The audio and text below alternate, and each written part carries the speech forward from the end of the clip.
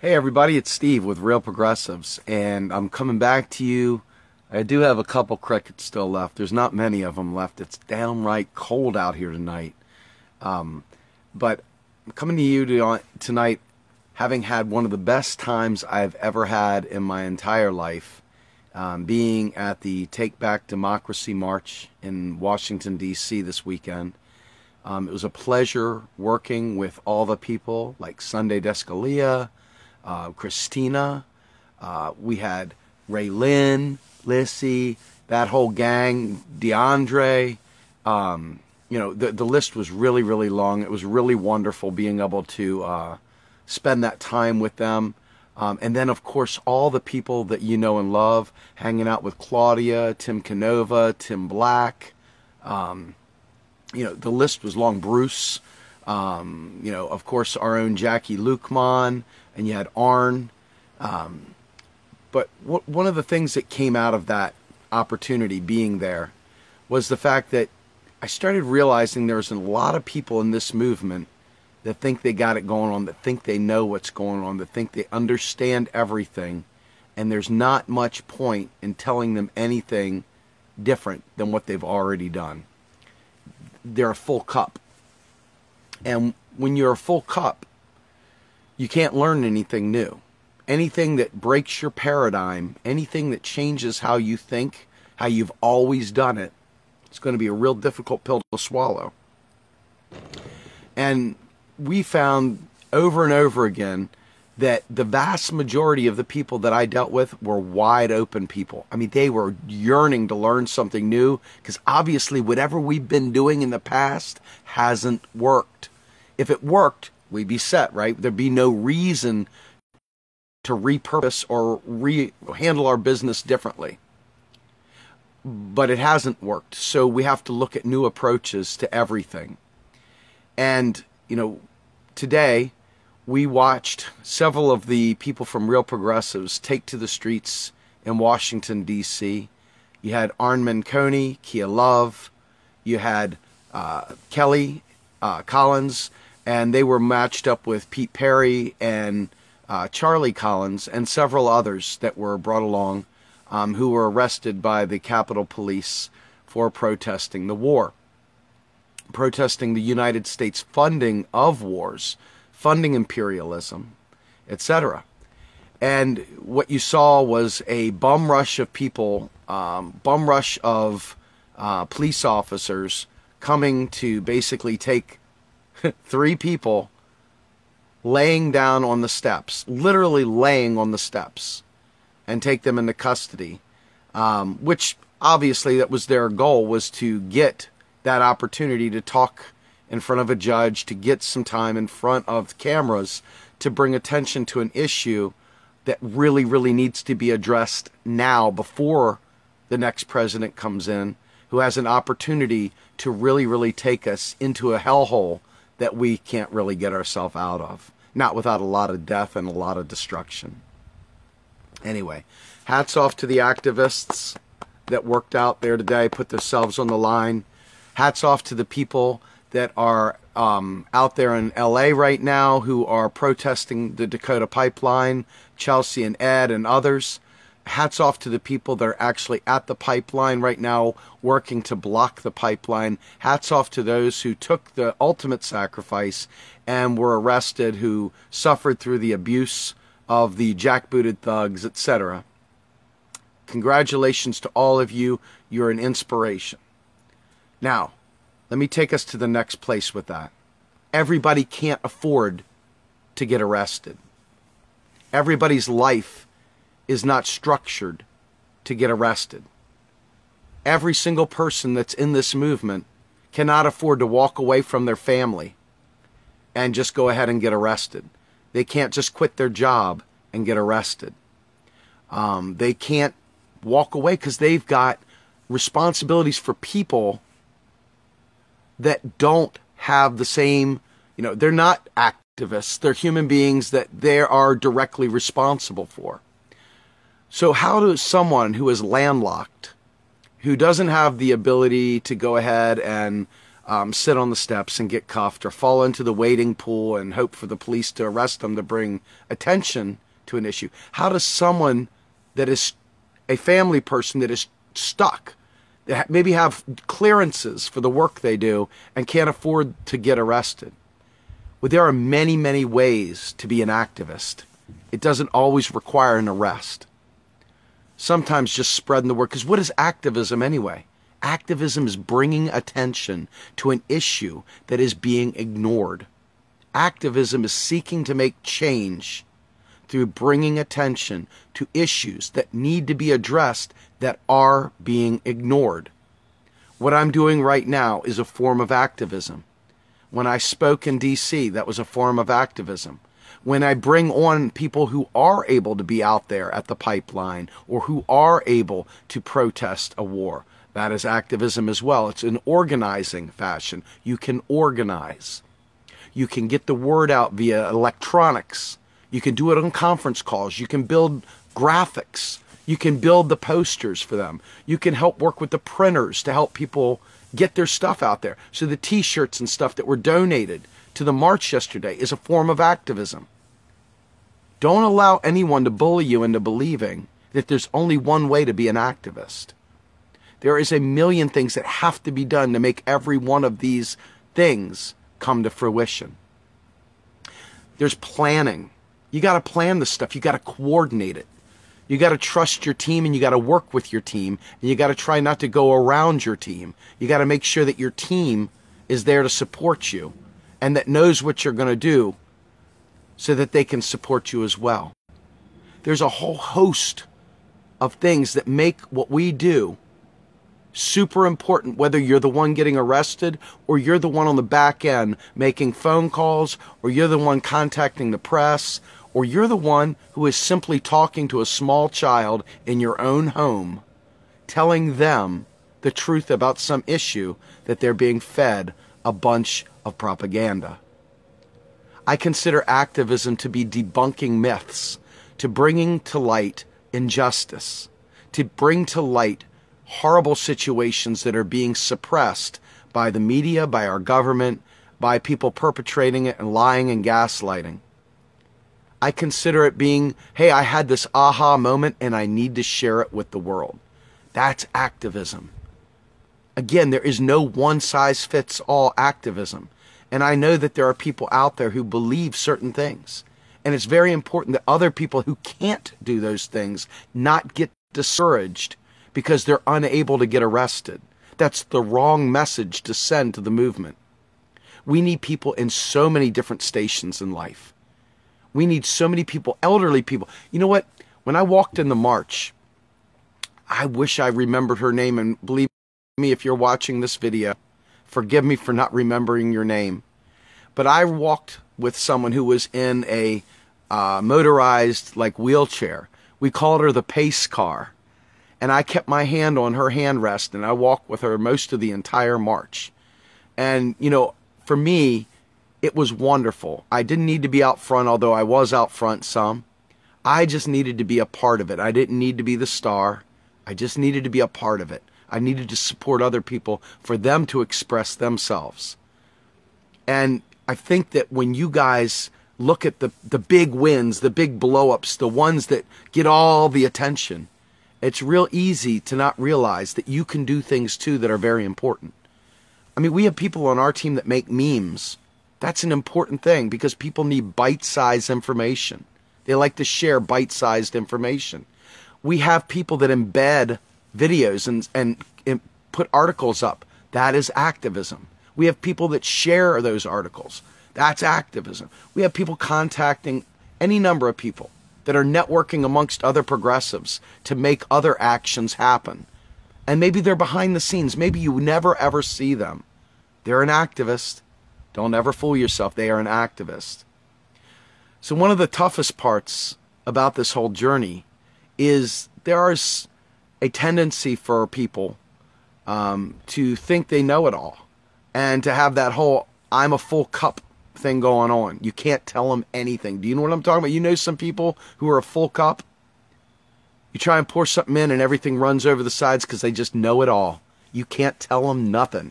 They're catty, they're arrogant, they're going to tell you. You know what I'm talking about, right? They're the ones that get you in trouble.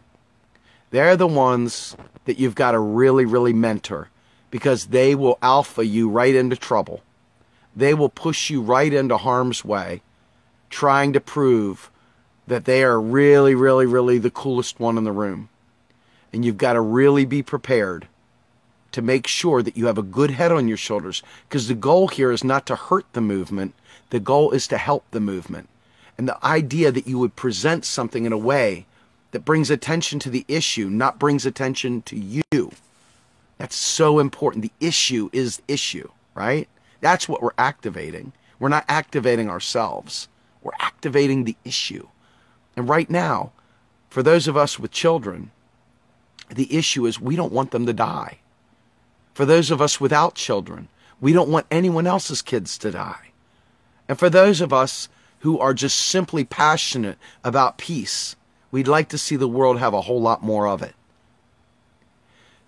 So I think that it's very, very important that we take a step back before we just lunge and consider what the domino effect of everything we do is.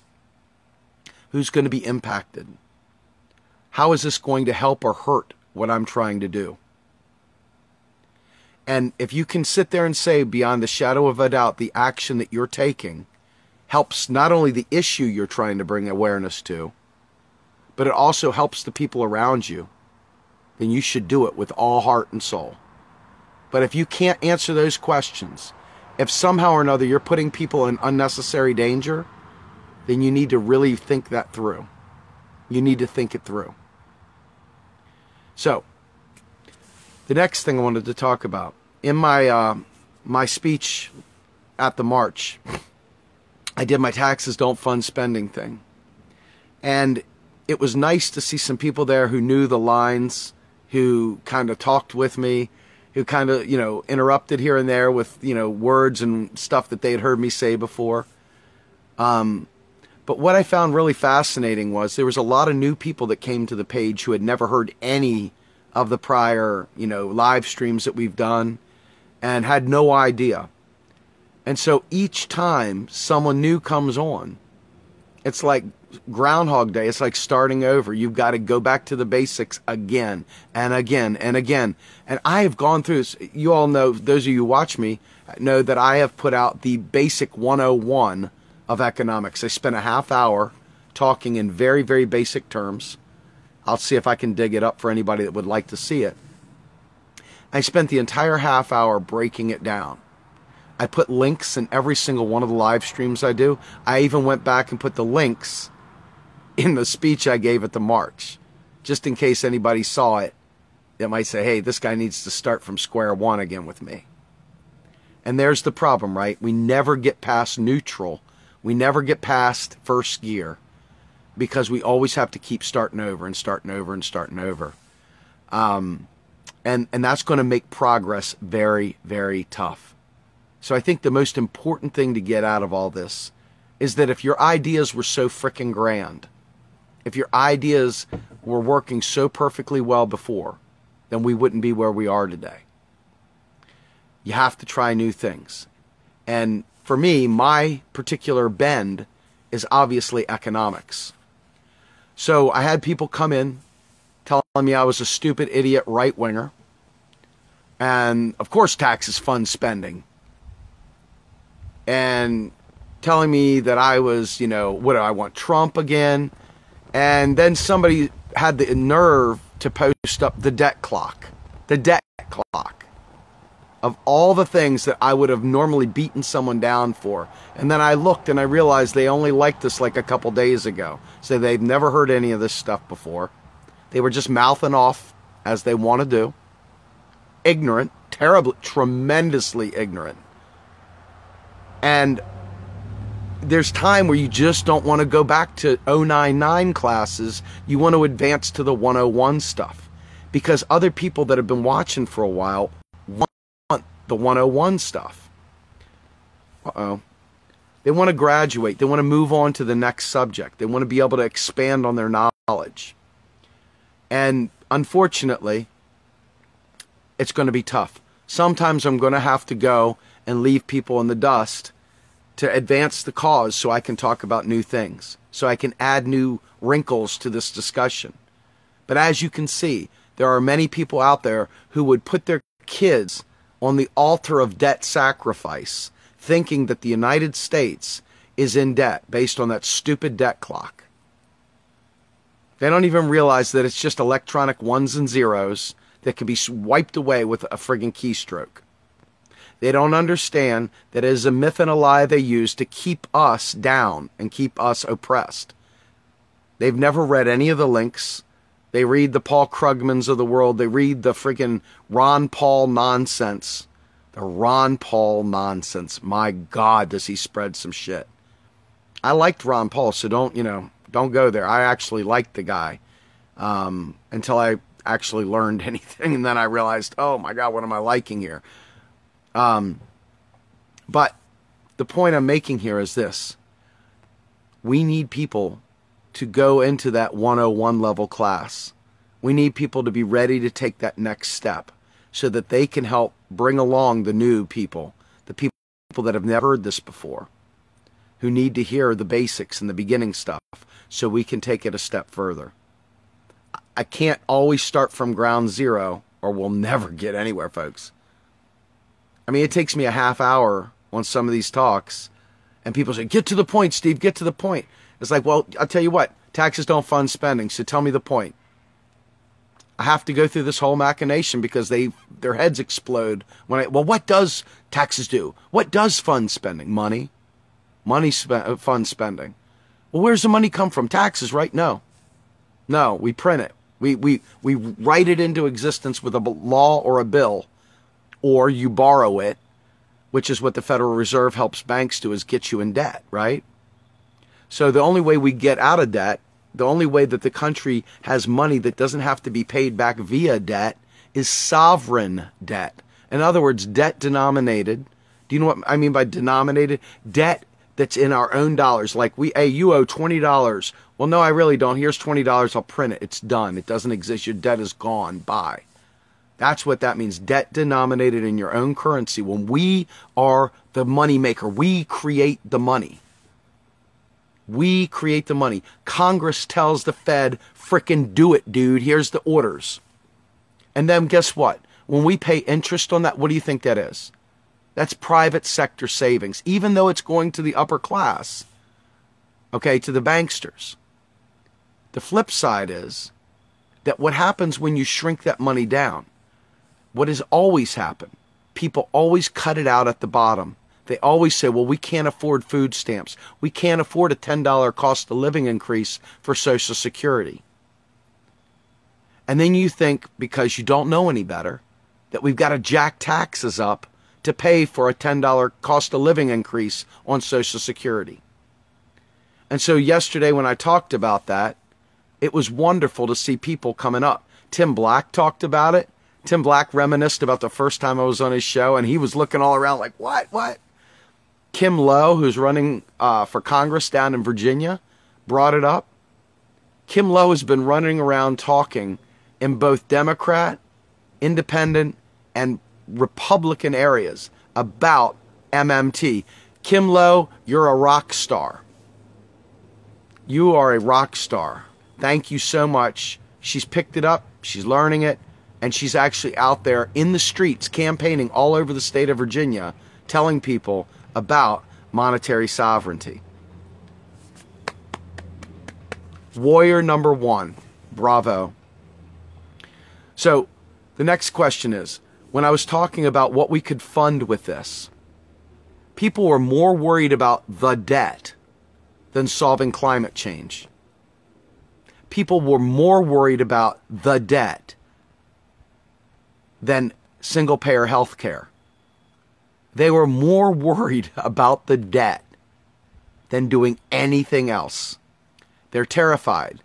So Saturday night, I hung out with Claudia and Tim Canova and Adams Morgan.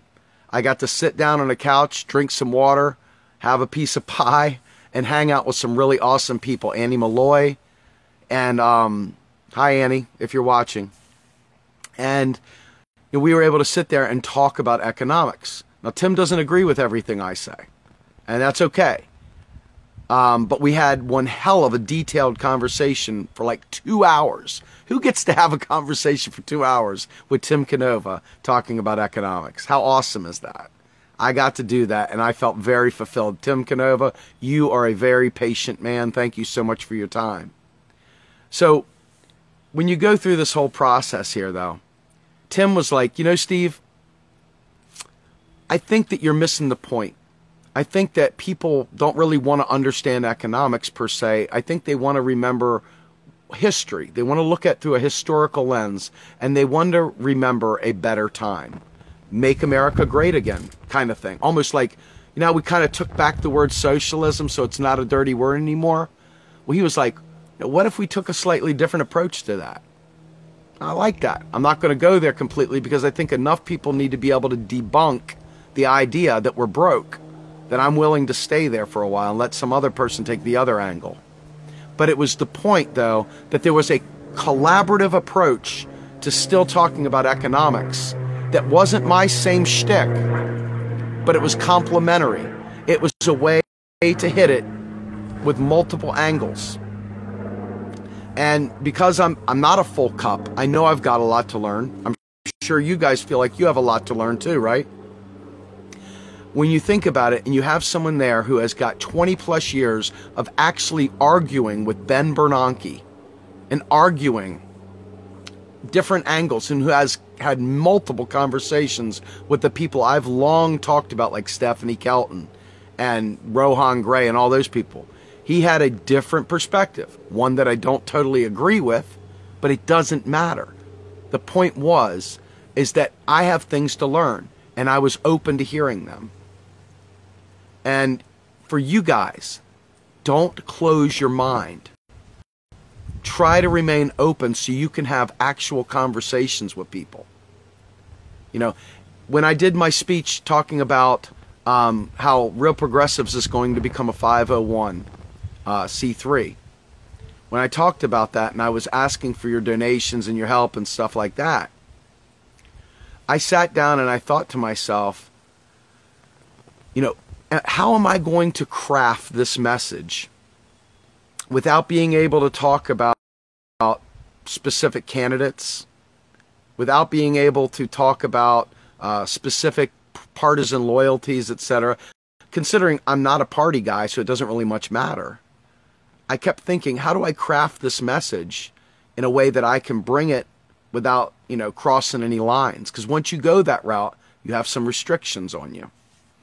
So I'm going to have to learn a new delivery method. I'm going to have to learn some new ways of pulling things together so that I can make the case, so I can educate people. And my goal is to help people break free from the idea that a monetarily sovereign government is broke, so that you don't let the Republicans, the Democrats, or any other fool like Ron Paul convince you otherwise. The fact is that debt denominated in US dollars is something that we can never go broke in. We never borrow a US dollar from another country. We simply print more.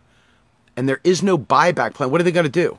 What are they going to do? Storm the United States and demand they get more dollars back? Are you freaking kidding me? Really? Is that how we're playing it? I mean, these are the things, these are the logical questions you have to ask yourself. Or what? Is Ben Bernanke going to come in there and try and fight us? No. Is Janet Yellen going to come in here with, swords and stuff and go, ah, yeah, yeah, yeah, and start spinning swords around and try and chop us down? Because we pay interest on that to expand our economy. That is money into the economy. Taxes take money out of the economy. So when I was talking about, there was this thing, the guy who does Family Guy, Seth, whatever his name, MacFarlane. And it talks about, he was trying to brag about how Obama had made spending the lowest that it's been, the growth had been the lowest that it had been since forever. How Reagan spent so much. This is the kind of idiocy. They brag about this. And this is why this recovery has not only been only for the 1%, but it has been the slowest recovery since the Great Depression. Because we have cut spending from sequestration. You remember the sequestration? Do you remember the debt limit fight? So, you guys yell and scream about different things, but the fact is Obama has cut spending in terms of growth more than anybody in forever. He has been the most austerity-ridden president ever. And that's why you've seen the wealth gap go like this. Because whenever they cut spending, whenever they cut services, whenever they slow down, the people that are hurt most are the 99%. And even worse, the people that really don't have it, the poor. So you want to be an activist, you say, and you can't get arrested. And you don't have time to travel all over the country because you're tethered down. Learn some economics, folks. Help me disabuse people of faulty logic. It's another way to be an activist. It's just one more way that we need us to get smarter and better at this so we can actually do something.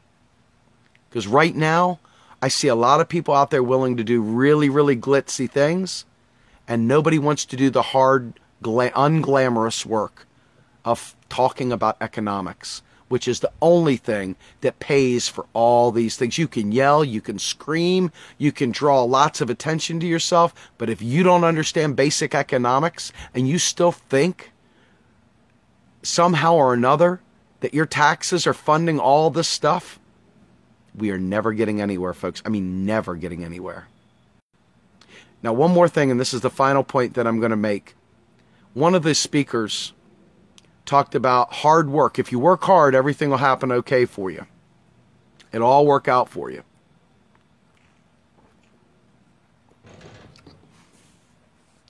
We know hard work is definitely the Calvinistic, thing. It's definitely the skin in the game kind of approach the GOP preaches. But how many of you feel like you don't work hard? How many of you feel like you go to bed lazy? I'm sure some of you do, but straight up, I go to bed exhausted every stinking night. From working my day job, doing this, raising my family. I go to bed every single night stinking tired beyond words. And I'm not, my bills are all of the time behind. We're not talking about lazy here, folks. So this idea that hard work will get you where you need to get to, this whole 1950s approach to, economics, that whole, hey, if you just pull up your bootstraps and pinch pennies and scrimp and this and that and the other, if you do that, you haven't done anything. You haven't advanced anything because most people want to do well. Most people want to do well by their families. Most people want to do well by themselves. Telling them that you just got to work hard is almost like telling you the only way you can be an activist is if you get arrested. Both are a lie. Hard work is an important thing. People that get arrested are important parts of activism. But neither one is the be-all, end-all, folks.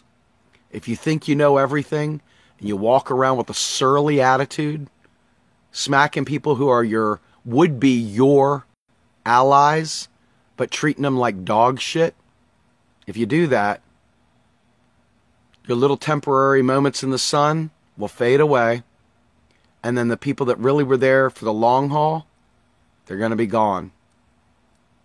Make sure you don't bite off more than you can chew, and make sure that you keep as many relationships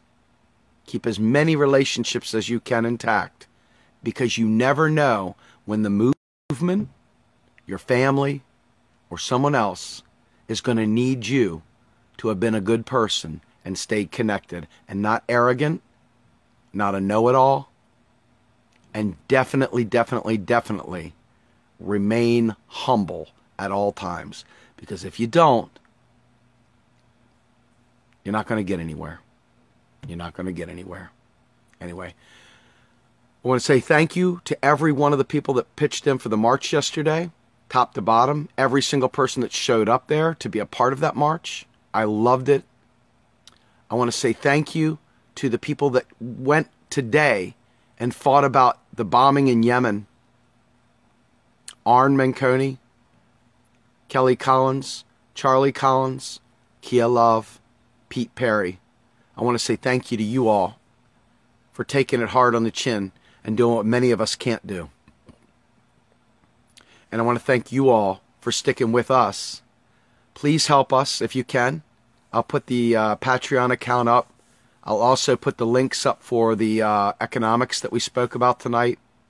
And I will also hope that we are planning, one thing here real quickly, we are planning on partnering with the Occupy inauguration. Those guys have been working hard behind the scenes. We were working on this march for DC. Now we're going to start shifting our focus over to Occupy inauguration going forward. I love Evan Duke. Guy has really put his heart and soul in this thing. A bunch of people on our team are already working on it in their own capacity, like Ed Higgins and Chelsea Kent Lyons, or Lyons Kent, and a few others. And then, of course, we have our own Pete Perry that'll be helping out, and our whole Real Progressives team will be pitching in. But the big one, the one that I care about more than anything in the world, because it's going to be my signature, is we're going to be preparing a march on tax day, April 15th, by the IRS in Washington, D.C., to talk about economic justice and to talk about the fact that taxes don't fund spending. Now, my hope is that I can put enough pressure on the academics above that like to avoid people like me who tell it to you straight, who don't play agnostic academic games, who don't just smile to keep it all platonic. I sit there and go for the jugular with this stuff because I realize people are dying. They, however, have a different mission, and it's no less noble. It's just different. Remember, there are many forms of activism. Their job is to try to bring modern monetary theory out of the shadows because these academics in these Ivy League schools love their monetarist thinking. And to be able to crack through that, they've got to play a bit of a game. They've got to be very, very above board. They've got to be, hi, Chauncey. They've got to do it. It's just part of the deal. So I don't begrudge them that, but I just hope they don't begrudge me because I'm here to bring it strong. Anyway, and I hope you all will help us plan this march for April 15th in Washington, D.C. We don't have permits yet. We don't have a route yet. We don't have anything yet. So we are in the very, very beginnings of this. And I look forward to it. If we learned anything from this past march, we'll have all kinds of success with the next one. Anyway, with that, I'm Steve Grumbine. I hope you guys stick with us. I hope you donate to us. I hope you help us out. I hope you write articles for us. You can volunteer through our volunteer portal on our website, www.realprogressivesusa.com. You can fill out the form and submit articles for us. We have an editor. He'll review it. He'll post them up. Get posted with Real Progressives. And also, we're looking for people that are interested in helping us out. You know, after the election comes on November 8th, it's going to get pretty dry, folks. A lot of people that had a lot to talk about, it's going to shrink down. So it's going to really take some commitment to working with people. And I want to say something else, too. One last thing. I'm so sorry. But I got to meet Jeff Day for the first time. A lot of these people I already met. And, you know, but I was really pleasantly surprised with Jeff Day. I really enjoyed talking with Jeff. You know, we may not agree on everything, but we agree on a lot. And I really liked his heart. I really liked where his mind was. And you know what? The man stepped away from his family just like anybody else and came a long way where he could have been with his kids. And he chose to come out there to D.C. to sit there and talk and be a part of it. And I want to thank Lee Camp and Claudia, of course. It was a fantastic, and Tim Black. I mean, all of them, every last one of them.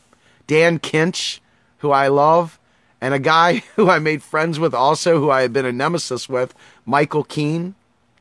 In any event, never ever burn bridges, folks. You never know when you're going to need one of these people to save your ass from the fire. Anyway, this is Steve with Real Progressives, hoping you have a great night. Thank you.